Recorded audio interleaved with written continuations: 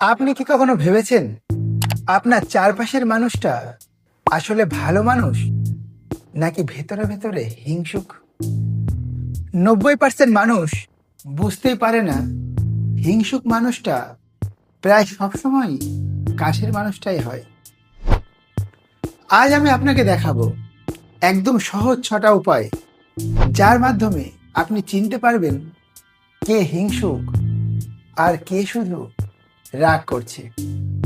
এই ভিডিওটা শেষ পর্যন্ত দেখবেন, কারণ শেষের দুটো পয়েন্ট আপনার নিজের সম্পর্ক নিয়েই আপনাকে ভাবতে বাধ্য করবে। হিংসা মানে শুধু রাগ নয়। হিংসুক মানুষ চিৎকার করে না, তারা চুপচাপ হিসাব করে কার কখন উন্নতি হচ্ছে, কার কিভাবে ক্ষতি করা যায়, সব তারা মনে মনে নোট করে রাখে। আজ আমি সেই সিগন্যালগুলো দেখাবো যেগুলো একবার বুঝে গেলে আর কখনো আপনি ভুল করবেন না। নাম্বার 1, ছোট ছোট বিষয়েও ভেতরে ভেতরে জ্বলে।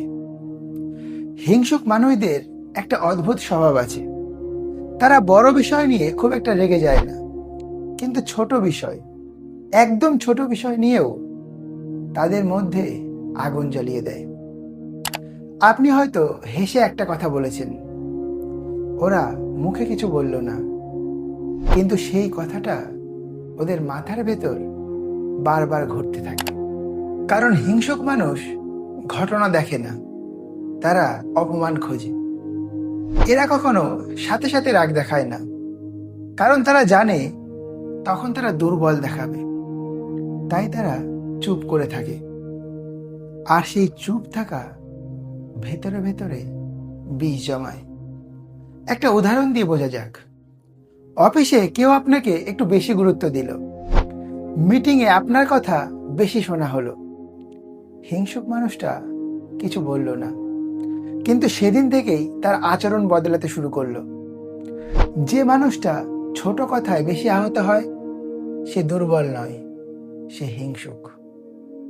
পয়েন্ট নাম্বার 2, তারা প্রশংসা সহ্য করতে পারে না। হিংসুক মানুষের কাছে তোমার সাফল্য মানে নিজের পরাজয়। আপনি ভালো কিছু করলে সে বলবে, ঠিকই তো, ভাগ্য ভালো ছিল, এতে এমন কিছু নেই, চাইলে আমিও পারতাম। এই কথাগুলো প্রশংসা না, এই কথাগুলো আত্মরক্ষার ঢাল। কারণ তারা যদি আপনাকে মন থেকে প্রশংসা করে, তাহলে তাদের নিজের ভেতরের হীনমন্যতা সামনে চলে আসে। হিংসুক মানুষ চায় আপনি ভালো করবেন, কিন্তু তাদের চেয়ে ভালো না। যে মানুষটা আপনার সাফল্যকে সবসময় ছোট করে, সে আপনাকে নয়, নিজের ব্যর্থতাকে ঢাকছে। পয়েন্ট নাম্বার 3, নিয়ন্ত্রণ হারালেই হিংসা শুরু হয়। হিংসুক মানুষের সবচেয়ে বড় ভয় নিয়ন্ত্রণ হারানো। আপনি যদি নিজের সিদ্ধান্ত নিজে নিতে শুরু করেন, নিজের মতো চলতে শুরু করেন, তারা অস্বস্তি বোধ করে।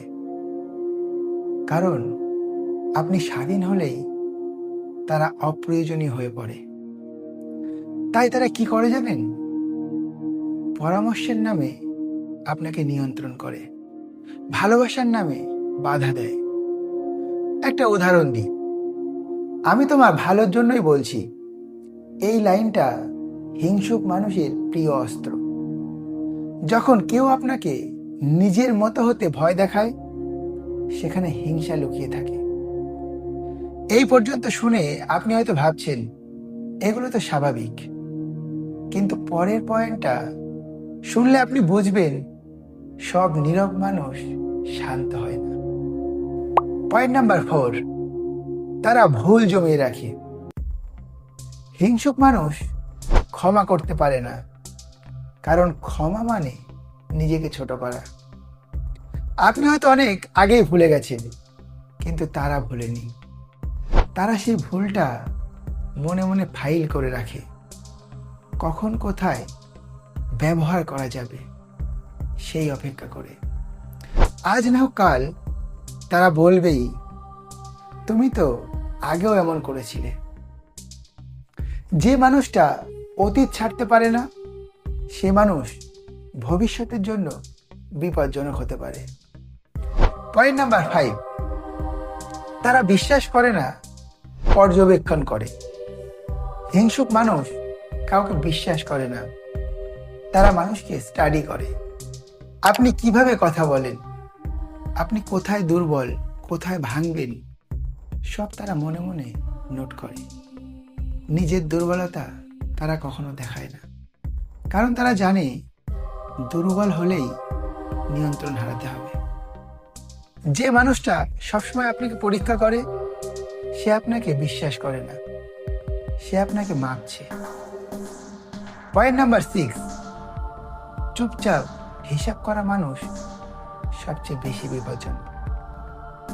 সবচেয়ে বেশি বিপজ্জনক হিংসুক মানুষ, তারা চেঁচায় না, তারা নাটক করে না, তারা শুধু অপেক্ষা করে।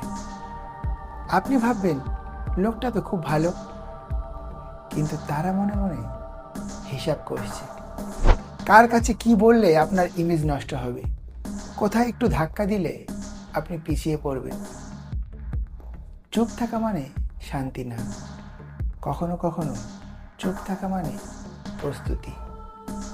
আর তারা যখন বলে আমি তো কিছুই করিনি, তখন সব কিছু ইতিমধ্যেই শেষ।